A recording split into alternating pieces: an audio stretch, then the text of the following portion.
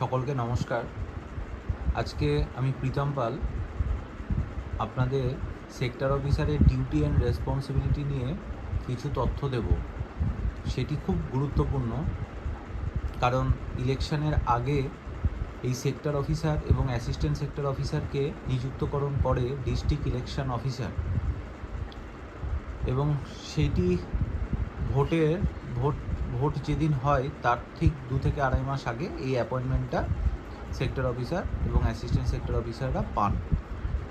তো ইলেকশনের সময় তাদের খুব গুরুত্বপূর্ণ ভূমিকা তারা পালন করেন এবং তাদের উপর বেস করেই পুরো ইলেকশনটা কমপ্লিট হয়, এটা বলতে কোনো দ্বিধাবোধ নেই।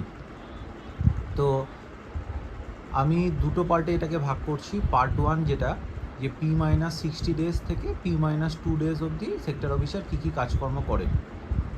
কারণ এই পার্ট 1-এর মধ্যের কাজগুলো যদি আমরা সঠিকভাবে কমপ্লিট করতে পারি, তাহলে আমরা ইলেকশনের দিনটা খুব ভালোভাবে কাজটাকে কমপ্লিট করতে পারবো, কোনো রকম কোনো অসুবিধা ছাড়া। তো যাক, ভিডিওটাকে বেশি বড় করব না, আমরা একদম চলে যাই। যে প্রথম স্টেপ, যে আপনাদের অ্যাপয়েন্টমেন্ট পাওয়ার সাথে সাথেই আপনারা দেখে নেবেন যে আপনাদের পোলিং স্টেশন, কতগুলো পোলিং স্টেশন নাম্বার রয়েছে ওই সেক্টরের আন্ডারে, এবং সেক্টর নাম্বারটা কত, এবং তার সাথে আপনি কোন ব্লক বা সাব ডিভিশনে অ্যাসাইন রয়েছেন সেখান থেকেই এই তথ্যগুলো পেয়ে যাবেন। তো আপনি প্রথমে এই তথ্যটা পাওয়ার পরেই আপনাকে যে কাজটি করতে হবে সেটা হচ্ছে ওই পোলিং স্টেশনগুলোকে ভিজিট করতে হবে অ্যাসিস্ট্যান্ট সেক্টর অফিসারের সাথে।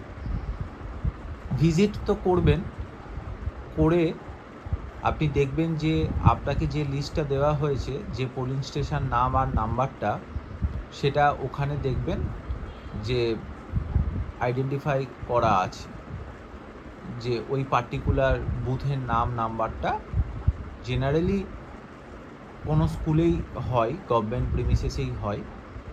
সেটা তখনই আপনি বুঝতে পারবেন পোলিং স্টেশনগুলো ভিজিট করার সাথে সাথে। যখনই আপনি পোলিং স্টেশনটা ভিজিট করবেন, সেই পোলিং স্টেশনে কনসার্নড হেড, তার নাম, নাম্বার, যদি হেডমাস্টার হয় হেডমাস্টারের নাম্বার, এবং সেখানকার কনসার্ন বিএলওর নাম্বার, এবং এসএইচজি মানে যিনি রান্না করবেন, মানে ভোটের দিন রান্না করবেন যিনি, ওই এসএইচজি মেম্বার যিনি ওই স্কুলে আছেন তার সাথে কন্ট্যাক্ট করে তাদের নাম্বারটা নিয়ে নেবেন। তার সাথে যেটা করবেন, ধরুন আপনার আন্ডারে 10টা পোলিং স্টেশন রয়েছে, তো মেন রোড থেকে ওই পোলিং স্টেশনগুলো কত দূরে রয়েছে, তো সেইটা একটা প্ল্যান কিন্তু আপনাকে ছকে ফেলতে হবে, যেটাকে আমি কি প্ল্যান বলছি। আর তার সাথে যেটা করতে হবে, ওই পোলিং স্টেশনের মিনিমাম ফেসিলিটিটা কিন্তু আপনাকে নোট ডাউন করতে হবে, যে কী কী রয়েছে, যে ওখানে fan light, washroom, drinking water, যা যা লিখেছি, র্যাম্পের রেলিং, ইলেকট্রিসিটি, এগুলো সমস্ত কিছু অ্যাভেলেবেল আছে কি না। যদি না থাকে তাহলে সেক্ষেত্রে আপনাকে নোট ডাউন করতে হবে, এবং নোট ডাউন করে কিন্তু কনসার্ন অথরিটিকে আপনাকে রিপোর্ট করতে হবে। কনসার্ন অথরিটি, এখানে যদি আপনি বিডিও অফিস থেকে অ্যাসাইন থাকেন তাহলে কনসার্ন বিডিও, এসডিও অফিস থেকে অ্যাসাইন থাকলে কনসার্ন এসডিও, বা আরও বা ইআরও যাই বলুন না কেন। তো সেক্টর অফিসারের প্রধান কাজ হচ্ছে এই এএমএফকে এনশিওর করা, অ্যাসিওর্ড মিনিমাম ফেসিলিটি, তার সাথে কি প্ল্যানটাকে আপনারা প্রিপেয়ার করে ফেলবেন। কারণ এই প্ল্যানটা খুব অত্যন্ত দরকারি, কারণ যখন কোনো অবজারভার বা কোনো হায়ার অথরিটি ভিজিটে আসবেন, বা যখন আপনাকে কোনো কোয়ারি করবেন, তো এই হার্ড কপিগুলো আমার মনে হয় যে রেডি করে রাখা ভালো। তো ফার্স্ট স্টেপটা যদি আমি যাই, তারপরে সেকেন্ড স্টেপে আসছে ওই আপনি পোলিং স্টেশনগুলো ভিজিট করার পরে প্রত্যেকের নাম, ফোন নাম্বারগুলো, হেডমাস্টার, কনসার্ন বিএলও এবং কি হোল্ডার, মানে যিনি পোলিং স্টেশন খুলবেন বা স্কুলের চাবি যার কাছে থাকে, তাদের প্রত্যেকের নাম, নাম্বারগুলো কিন্তু আপনি একটা সিঙ্গেল লিস্টে পারলে রেডি করবেন, একটা সিঙ্গেল পেপারে আমি আপনাদের দিয়ে দেবো, আপনারা দেখতে পারেন, একটা কপি আপনাদের দিয়ে দেবো। কারণ সিঙ্গেল পেপারে যখনই এটা থাকবে, আপনার পরবর্তীকালে বা পোলিং পি ডেজে বা পি মাইনে যখনই হোক না কেন, আপনি অ্যাট এ গ্লান্স সেই কনসার্ন ব্যক্তিটিকে ফোন করবেন। কেন বলছি যে অ্যাসিওর্ড মিনিমাম ফেসিলিটিটা ইম্পর্টেন্ট, কারণ ওই রিপোর্টটা আপনি যখনই সাবমিট করবেন তার রেসপেক্টে কিন্তু টেন্ডার করে কোনো কনসার্ন এজেন্সি বা কন্ট্রাক্টর কিন্তু কাজটা পাবেন। তো সেই কনসার্ন এজেন্সির সাথে কিন্তু আপনাকে যোগাযোগ রেখে ওই ফেসিলিটিগুলো যদি না থাকে সেগুলোকে কিন্তু আপনাকে এনশিওর করাতে হবে। যদি না করে সেক্ষেত্রে আপনাকে রিপোর্ট করতে হবে। এই এএমএফ এনশিওর যদি না হয় তাহলে কিন্তু ভোটের আগের দিন এবং ভোটের দিন কনসার্ন প্রিজাইডিং অফিসার বা পোলিং পার্টি কিন্তু আপনাকেই ধরবে এবং আপনার এগেনস্টে কিন্তু ওনারা রিপোর্ট করবেন। সেটা কিন্তু খুব সেটা যাতে না হয় সেইটাকে কিন্তু আপনাকে আগে থেকে এনশিওর করতে হবে। কেন 2 মাস আগে থেকে অ্যাপয়েন্টমেন্ট দিচ্ছি, কী কাজ করতে হবে, তার মধ্যে এই এএমএফটা ইম্পর্টেন্ট। এবং আপনাকে যেটা করতে হবে থার্ড স্টেপে যেটা বলছি সেটা হচ্ছে এরপরে আপনাকে উইকলি কিন্তু একবার করে পোলিং স্টেশনগুলো ভিজিট করতে হবে। ধরুন প্রথম সপ্তাহে গিয়ে যেটা আপনি দেখলেন, 2 সপ্তাহ বা 3 সপ্তাহ পরে গিয়ে কিছু অন্তত সেই পোলিং স্টেশনে কাজ এগোবে। হ্যাঁ, যেখানে ইলেকট্রিসিটি নেই ইলেকট্রিসিটি আনতে হবে, বা যেখানে টিউবওয়েল নেই, হ্যাঁ, ড্রিঙ্কিং ওয়াটার নেই, সেই ফেসিলিটিগুলো কতটা কাজ এগোচ্ছে সেটা আপনাকে টাইম টু টাইম রিপোর্ট করতে হবে। তার সাথে যেটা করবেন যে বিএলও কিন্তু খুব ইম্পর্টেন্ট একজন পার্সন, সেই বিএলওদের সাথে কিন্তু আপনাকে কি ক্লোজ লিয়াজও রাখতে হবে, কারণ ওরা তো ওখানকার স্থানীয় এবং উনি আপনার থেকে আরও ভালো ওই পোলিং স্টেশনটা সম্বন্ধে জানেন। তো তাদের সাথে কিন্তু আপনাকে মিটিংও করতে হবে। বিভিন্ন রকম টাইম টু টাইম যে অর্ডারগুলো আসবে সেই অর্ডারগুলো কিন্তু ওনাদের সাথে শেয়ার করতে হবে। আমি যেটা পার্সোনালি বলবো যে প্রত্যেক বিএলওর সাথে কন্ট্যাক্ট করে তাদের নাম্বার নিয়ে একটা গ্রুপ করে দেবেন এবং তাদের সাথে কিন্তু লিয়াজোটা রাখবেন। কারণ যখন ধরুন কোনো এজেন্সির লোক কাজ করতে যাবে, আপনাকে কিন্তু ওই কি হোল্ডারে তাকে ফোন করে আপনাকে খোলাতে হবে। যদি বিএলওর সাথে কন্ট্যাক্ট থাকে সেক্ষেত্রে বিএলও সেই কাজটা আপনাকে অ্যাসিস্ট করবে। তার সাথে সাথে প্রত্যেক সপ্তাহে দেখবেন আপনারা ব্লক লেভেল বা ডিস্ট্রিক্ট লেভেলে বিভিন্ন রকম মিটিং রাখবে, সেই মিটিংগুলো পার্টিসিপেট করতে হবে। এবং ওই আপনার সিভিল সেক্টরের সাথে একজন পুলিশ সেক্টরও অ্যাসাইন থাকবেন, সেই পুলিশ সেক্টরের নাম্বার নিয়ে আপনাকে তার সাথেও কন্ট্যাক্ট রাখতে হবে। আর একটা যেটা ইম্পর্টেন্ট কাজ এএমএফের সাথে, যে ভালনারেবিলিটি ম্যাপিং রিপোর্ট, যে ওই এলাকায় বিগত বছরে কোনো সমস্যা হয়েছে কিনা, বা এই বছরে কোনো ভোটারকে ভয় দেখাচ্ছেন কিনা, কোনো ভালনারেবল ভোটার আছেন কিনা, কোনো ট্রাভেল মঙ্গার যে ভয় দেখান সেরকম কোনো ব্যক্তি আছে কিনা।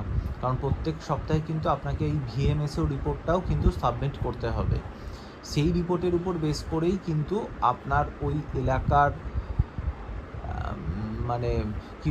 ওই এলাকাটা সম্বন্ধে হায়ার অথরিটির কাছে একটা ট্রু ইনফরমেশান পৌঁছাবে যে ওই এলাকাটা কতটা সেন্সিটিভ, বা ওই এলাকায় কত পুলিশ মোতায়েন করতে হবে, যাতে ভোটের দিনে ল অ্যান্ড অর্ডারে কোনো প্রবলেম না থাকে। কারণ একজন সেক্টর অফিসার কিন্তু একজন সেক্টর ম্যাজিস্ট্রেটের কাজকর্ম করেন। তো ভালনারেবিলিটি যখন কোনো জায়গায় পাওয়া যাবে যে কোনো ভোটারকে ভয় দেখাচ্ছেন, তো আপনাকে সেখানে গিয়ে কনফিডেন্স বিল্ডিং সিভিএম মেজার করতে হবে। সেই সিভিএম মেজারও কিন্তু খুব ইম্পর্ট্যান্ট একটা কাজ, এবং তার ফটোগ্রাফ রাখতে হবে এবং তা সেই রিপোর্টের সাথে কিন্তু তাদেরকে উল্লেখ করতে হবে। এবং সেই এলাকায় রুট মার্চ হবে যখন, সেই পুলিশ অথরিটির সাথে কিন্তু আপনাকে রুট মার্চে পার্টিসিপেট করতে হবে। দেখুন, যে সেক্টর অফিসার কিন্তু অ্যাকচুয়ালি এখানে ম্যানেজমেন্টের কাজকর্ম করেন। মেনলি যে আপনাকে কিন্তু ভোটের দিন যে ভোটটা যাতে সুষ্ঠুভাবে হয় আপনার উপর বেস করেই কিন্তু পুরো ব্যাপারটা দাঁড়িয়ে থাকবে। সুতরাং প্রত্যেকটা জিনিসের সাথে, প্রত্যেকটা মানুষের সাথে লিয়াজও করা, মানুষ বলতে গেলে এখানে বিএলওর কথা বলছি, এসএইচজি মেম্বারের কথা বলছি, এই হেডমাস্টারের কথা বলছি। আপনারা তো ট্রেনিংয়ে সব কিছুই পাবেন, কিন্তু তার সাথে যেগুলো রিয়েল লাইফে প্রবলেম হয় আমি সেটাই বলছি। যে ধরুন আপনার T-3 ডেজে গিয়ে কিন্তু আপনাকে দেখে নিতে হবে যে আপনার এএমএফের কাজটা কমপ্লিট হয়েছে কিনা। যদি না হয় কারণ আপনি তো P-2 ডেজে গিয়ে আর সময় পাবেন না। তো P-3 ডেজেই কিন্তু আপনাকে এই জিনিসটা মাথায় রেখে কাজটা করতে হবে।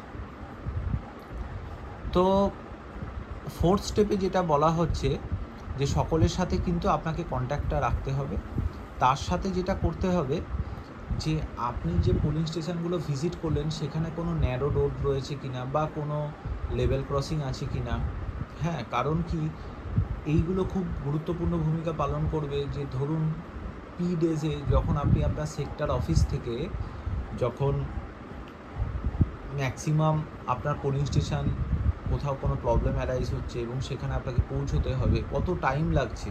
এরকমও হতে পারে যে ধরুন আপনার পোলিং স্টেশনটা আপনার সেক্টর অফিস থেকে 1 ঘন্টা টাইম লাগছে, সেটা কিন্তু আপনাকে কনসার্ন অথরিটিকে রিপোর্ট করতে হবে। কারণ আপনি ওই পোলিং স্টেশনে পৌঁছানোর পর দেখা গেল আরেক জায়গায় কোনো প্রবলেম হলো, সেখানে পৌঁছাতে আপনার 1 ঘন্টার ওপর লেগে যাবে। সেক্ষেত্রে কনসার্ন অথরিটি ডিসিশন নিয়ে হয়তো আরও একজন অ্যাসিস্ট্যান্ট সেক্টরকে বা অন্য কিছু সেক্টরকেও নিযুক্তকরণ করতেই পারেন বা অন্য ডিসিশন নিতে পারেন। তার সাথে সাথে যেটা করতে হবে যে আপনার পোলিং স্টেশনগুলো কোনো ন্যারো, যেটা বলছিলাম ন্যারো রোড রয়েছে কিনা, সেক্ষেত্রে আপনাকে ভেহিকেল ম্যাপিংটাও কিন্তু রিপোর্ট করতে হবে। কারণ সেখানে দেখা গেল যে ভেহিকেল অথরিটি একটা বড় বাস দিয়ে দিল, সেখানে ঢুকছে না। 500 মিটার দূরে পোলিং পার্টি তো আর ওই ভিভিপ্যাট, ইভিএম এবং সমস্ত জিনিসপত্র নিয়ে হেঁটে যাবে না। কারণ তাদের যদি কোনো সেফটি ইস্যু হয় সেটা কিন্তু তখন আপনার উপরে দায় বর্তাবে। তো সেইটা খুব ইম্পর্টেন্ট একটা জিনিস।